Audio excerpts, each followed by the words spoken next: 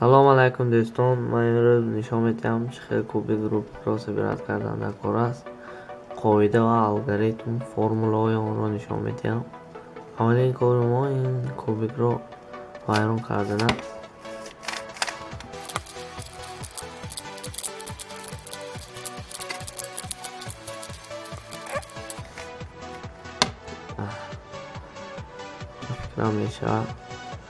اولین کار ما این کریست سپرات کردن در کار است. اول رنگ رو بیبور میکنیم. همه از سفید سر میکنیم. اول کریست کردن رو بیبور برای این میبینیم در موبایل دیگه سفید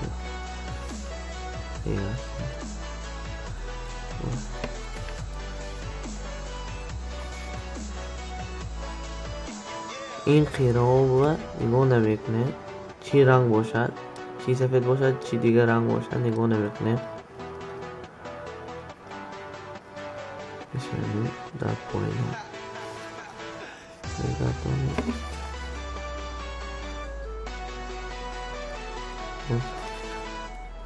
نه کریست ها برای شد اخمون باشد ما پرالیلی کریستی درست حاصل کرده ما را سرخ با سرخ، سبز با سبز، کود با کود، یعنی تب.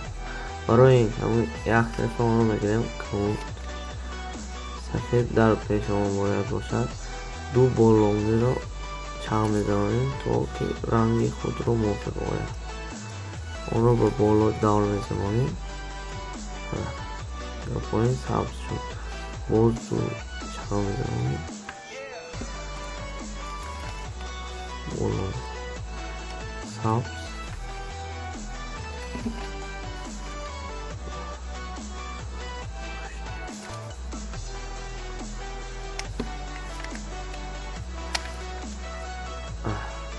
همه کریست شد.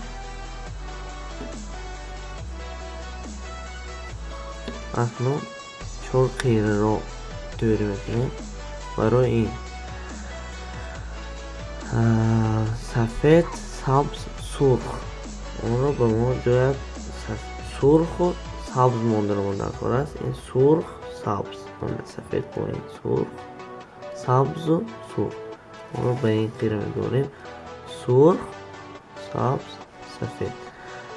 ما الگوریتم رو تکرار میکنیم. دستی راست و بالا بالونگی رو به چپ، دستی راست به پایین، دستی بالا رو به راست. همه الگوریتم رو تکرار کردن میگیریم تا که سفید به پایین آید آن به جای خود ایستد. بالا چپ پایین راست، بالا چپ پایین راست. به جای خود ایستاد.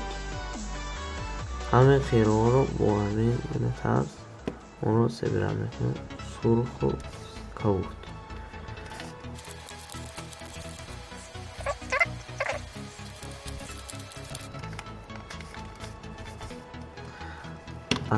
سفید سپرات شد. همه خیره ها در جایش هست. رنگ ها و در جایش. اکنون ما بیننگی کوبیک رو توری میکنیم. ما بیننگی رو توری کردن لازم است. برای این رنگ رو ویبر میکنیم که زرد نداشته باشد. یعنی حالا زرد نداشته باشد این نمیشود. سرخ و کود سرخ میمونیم. کود در اینجا است. جای این کوبیک در اینجا می باشد. ما سرخ رو به راست میبریم از این طرف میگذاریم. دست چپ رو به بالا رو به چپ و دست چپ طرف چپ رو به پایین میفروریم. بعد در اینجا دو کود حاصل شده شد. اون رو میگردونیم. اکنون این رو به پایین میگردونیم. این رو به چپ و به بالا همه رو انخیل کنیم. این هم اگر در از چپ باشد اون الگوریتم رو چپ اجرا می‌نماییم. میگذاریم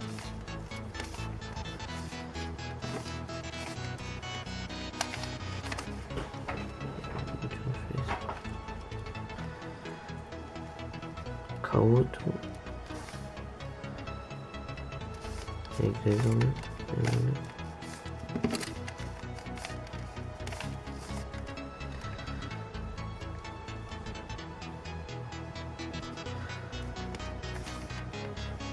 اون بعد اصل راست الگوریتم رو اجرا میکنیم. جای آن اینجا باشد و چند می‌رویم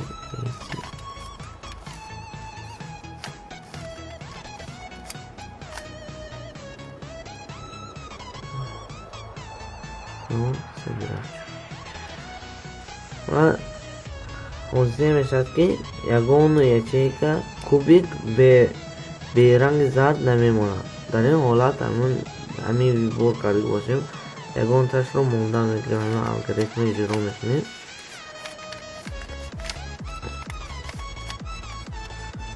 اون و اینجا پیدا میشه ساوس اون رو میگذاریم با جایش میمونیم.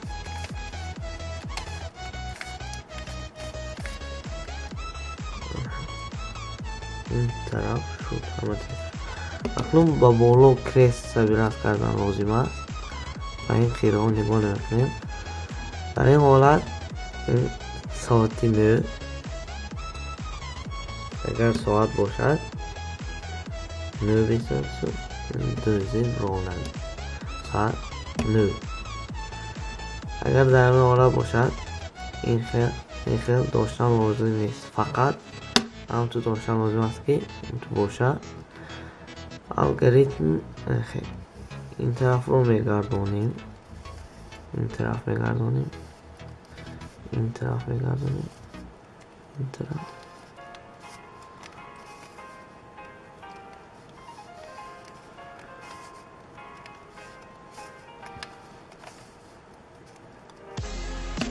کریست سوگا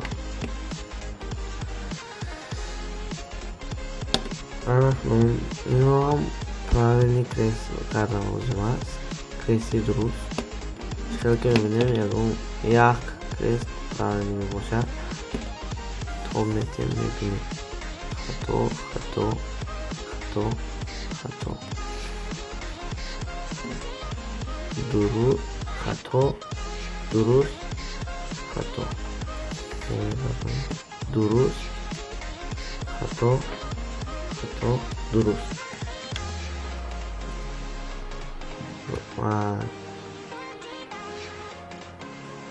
قلم دو ячейка دو کوبیک правильно شدنش لازم است.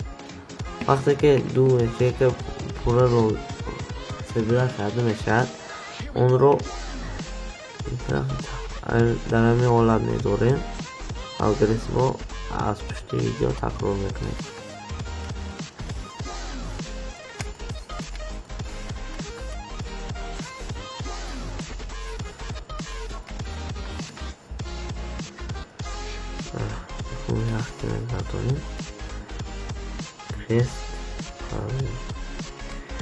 اکنون 4 خیره رو توری میکنیم. برای این اول میبینیم کدام خیره در جای خود ایستاده است. همین خیره در جای خود ایستاده است. کبود زرد بلند زرد. از همین خیره الگوریتم رو سر میکنیم. از پشت ویدیو تکرار میکنیم.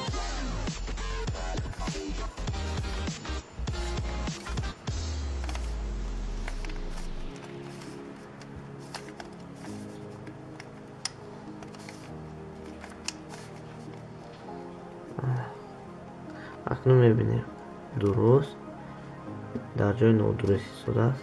نادرست نادرست. باز الگوریتم رو تکرار میکنیم.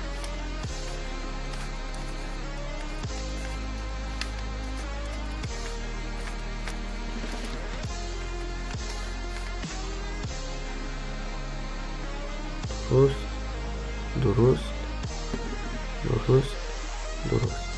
اکنون چون خیر رو به جای خود آوردن آدرس رو تکرار میبینیم. از طرف راست سر میکنیم از خیره.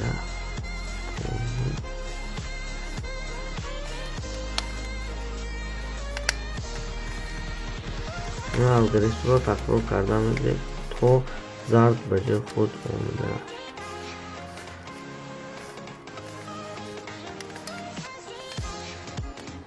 اکنون زرد شد. اکنون آن رو چرخ میزنانیم دوی مشروط کنیم.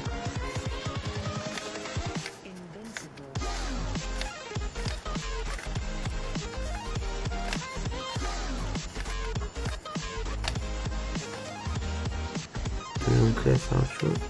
سیم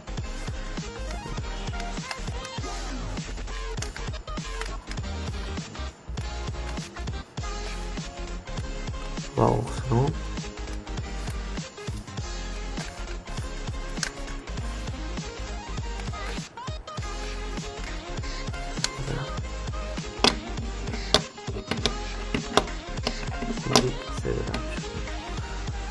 همش آسانه.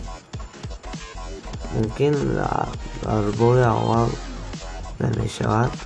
نمیشن ویدیو رو ببینین از پشت تکرار میکنین البته میشود. سوال داشته باشید در کامنتاری نویسین یا در لیچکی کانتکت نویسین جواب میدیم یارو میدیم. اگر ویدیو به شما معقول شده باشه لایک رو زیر کنین، در کانال ابونه شین، پادپیس کنین، زنگوله رو پخش کنین، کامنتاری نویسین. خیر دوستان.